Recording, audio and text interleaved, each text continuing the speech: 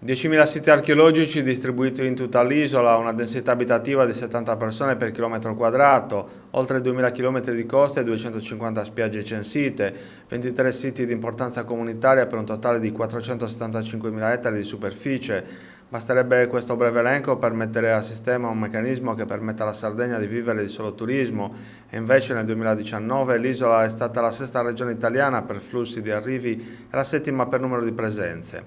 E quanto sottolinea in una nota il presidente di Faita Federcamping Sardegna, Nicola Napolitano.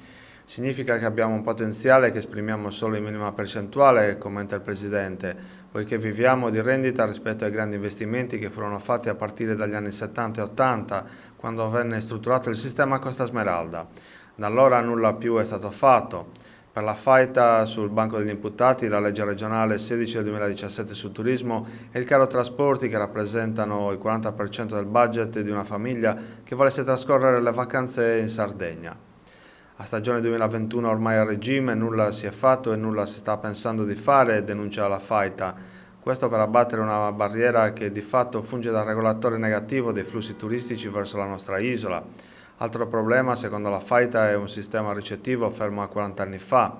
La Sardegna si trova ad avere tutto quanto un turista potrebbe desiderare in epoca di Covid, grandi spazi, distanziamento, contatto con la natura, ma un sistema normativo che di fatto scoraggia l'adeguamento dell'accoglienza a quelli che sono i canoni attuali.